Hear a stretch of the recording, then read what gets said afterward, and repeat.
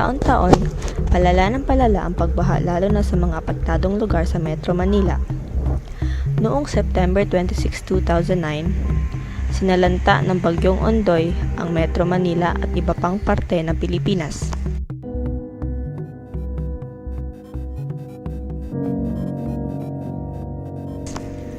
Tinatayang ang lakas ng ulan na bumuo sa loob ng 6 na oras ay kapantay ng dami ng ulan na karaniwang nararanasan sa loob ng isang buwan.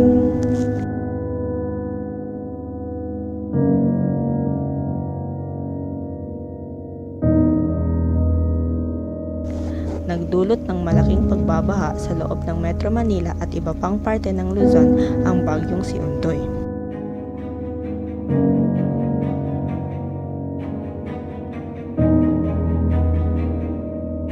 Lumubog sa tubig ang ilang lugar sa Maynila, Santa Mesa,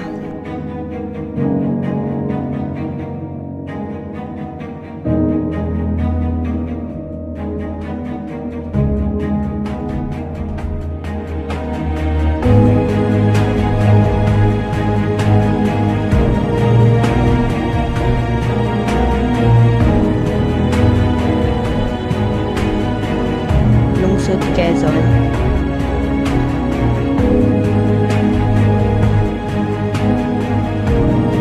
Marikina, Rizal at iba pang karating pook.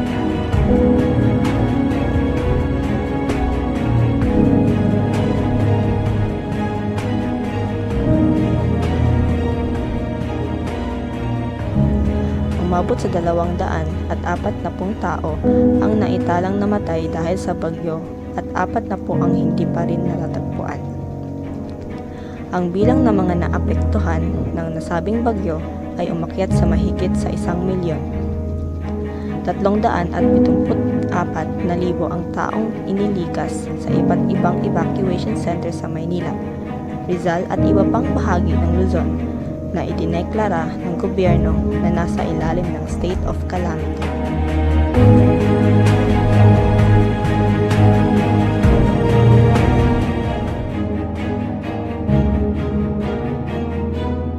Ayon sa balita, ang habagat at ang bagyong Maring ay mas may maraming ibinuhos kumpara sa Ondoy. Mahigit 633 milyon ang iniwang pinsala habang tumaas na rin sa 21 katao ang death toll na iniwan ng pinagsamang delubyo ng habagat at bagyong Maring sa mga apektadong lugar sa Luzon.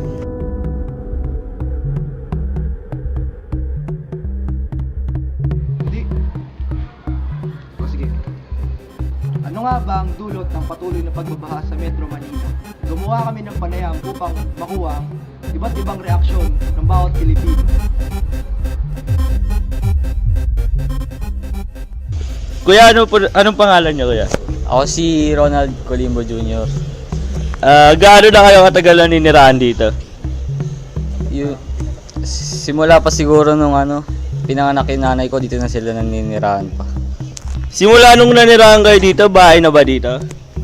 Nung di pa pinapaayos yung kanto namin, talagang di pa binaba. Pero nung pinapantay dito sa kalsada namin, pati nadami na rin kami sa bahang nadudulot. Paano nyo po ba kinakaya ang pagbaha dito at gaano kayo nagtsatsaga para malagpasan yung pagbaha dito? Wala. Ano na lang, nakikipagsapalaran na lang kami kasi wala rin naman magagawa dyan. Yung pinaka-gobyernong may ang kailangan rumisolve ng problema yun. Tuwing may nababalitaan kayo na may darating na bagyo, meron ba kayong mga paghahanda ginagawa? Ano ba yan? Yung inaayos na namin yung gamit namin kasi baka abutan na ng baha. Ay. Maraming salamat po, boss. Kuya, magkano dito? 5. Kumuha 2. Pwede pa lang kayo. Libre naman yung jabayan. Daan kami yung bonus ko, ha? Dalawang kalamanan? Sarap kumain, no? Sakit tumagod. Ano pong pangalan niyo, kuya? Nole. Kamusta pong hanap buhay niyo tuwing umuulan at bumaba? Lumalaki po bang kita or lumiliit po? Minsan malaki, minsan maliit din. Bakit naman po? Ay, di namin alam kay malakas ng ulan Saka mahina rin magbinta kung ginulan, ganun lang. Pag hindi umulan, yan, malaki rin. Thank you po. Kami po ay mag-i-interview ng isang delivery boy sa McDonald's. Itatanong natin kung gaano ba kahirap sila nagtatrabaho upang maipadala lang ang kanilang mga i-deliver. Eto na, pupunta na tayo. Magandang hapon sa inyo, kuya. Ano pong pangalan nyo? Jonathan Manuel po. Gaano po ba kahirap ang pagpapadala nyo sa mga customer nyo? At paano nyo na-deliver kapag bumabaha? Pag bumabaha po dito sa dapitan, minsan po hindi na ho namin na-deliver yung pagkain kasi po sa kadahilanan po yung baha po masyado siyang mataas. Paano naman kuya pag nagde-deliver kayo tapos inabutan kayo ng malakas na ulan tapos biglang bumaha dito? Paano yung proseso yun para makano kayo dito? Ginagawa ho namin, tinatawagan namin yung customer na kausapin ho namin sila na baka malate po yung pagkain po nila. Sige kuya, maraming salamat po sa inyo. Okay, thank you.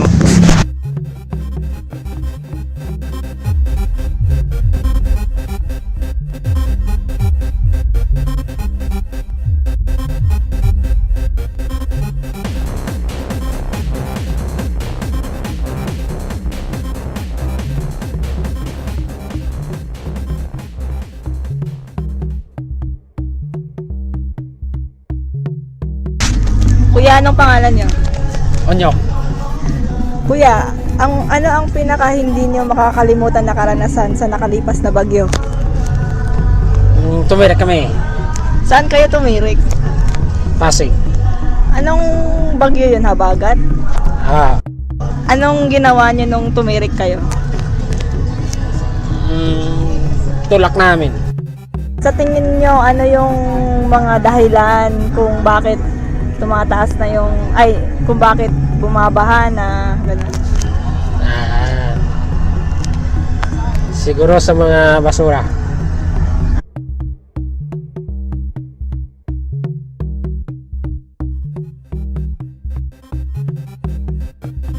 Magandang hapon kuya, ano pong pangalan nyo?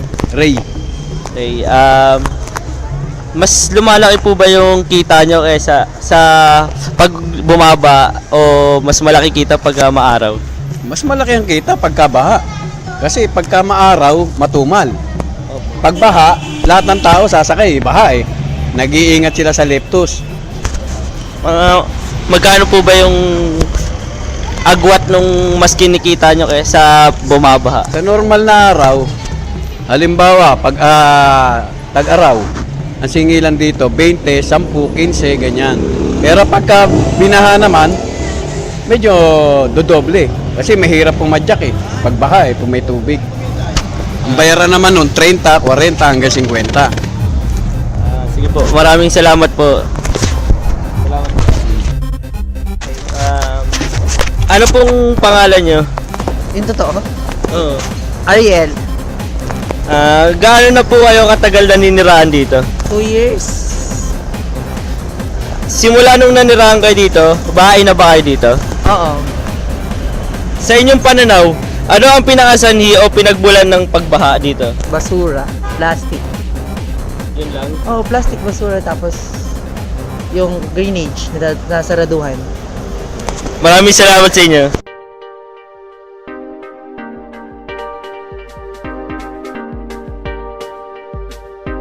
Ano ba ang iba't ibang sanhi ng pagtuloy na pagbaha sa Metro Manila? Ang pagtapon ng mga basura. Sarap pala uminom pag maulan, lalo na RC.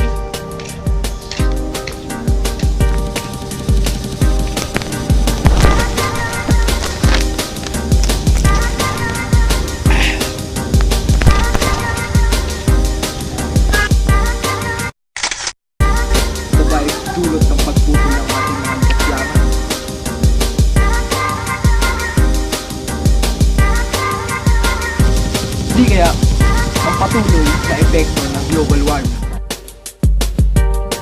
Karamihan sa ating mga mamamayan, gobyerno ang sinisisi sa pagtataas ng baha sa Metro Manila. Nakakalungkot lang sabihin pero tayo-tayo lang din ang mga sangkot sa pagtaas ng tubig baha. Tinatrato nating parang tapunan ng basura ang ating mga lansangan, bangketa, imbornal at kanal. Kahit isang candy wrapper man lang, plastic o styro ay hindi pa matapon ng maayos. Walang konkretong paraan paano natin masosolusyonan ang pagbaba sa Metro Manila.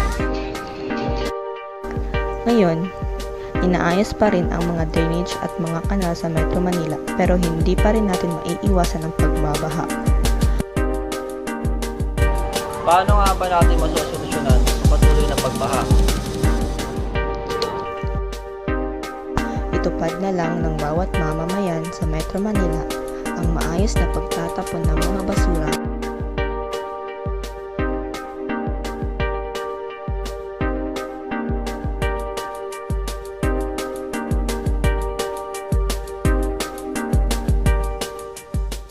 At panatilihin nating malinis ang kapaligiran.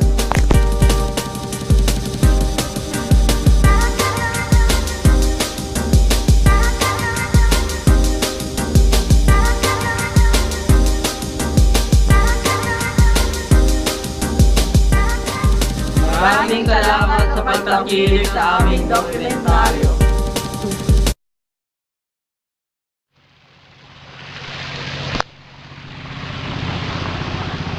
Teka, wala pa. Ay, Ay, oo nga ba, no? Tutulungan lang kita. Magtalong mo pa ako. Nilakasan mo lakasan mo yung boses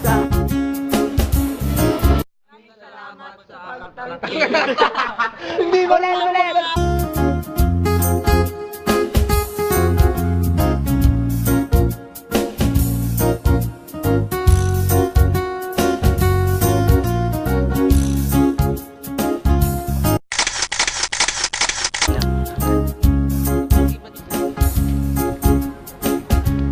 Nakarecord Ay, kanina nakarecord pa. na ba? Nagkakat mo naman yan, no? Mm. Ano nga pala yung umpisa ko? Sa aming dokumentaryo. Isa pa, nakakawa ako. Ano nga ba? Iba't iba.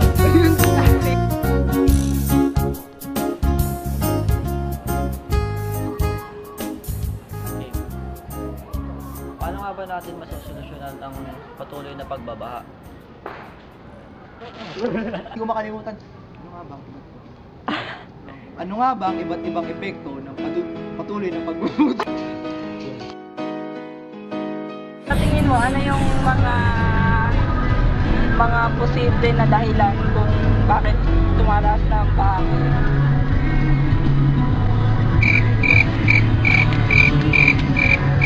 Ano nga nagro-rolling nga ngayon? Ano ba ang iba't ibang sanhi ng patuloy na pagbaha sa Metro Manila? Dito ka para ano? Hindi ako kinabahan doon Hindi naman kakabahan yun. Naman sa mga tapos na agad. Paano yung post? Ano ba ang iba't ibang Wait sanhi? lang! Ano ba yan? Nakakainis. Kailan prepared na ako. Ano ba ang iba't ibang sanhi ng patuloy na pagbaha sa Metro Manila? Ayo. Oh my God. Sorry, napangiti kagad ako.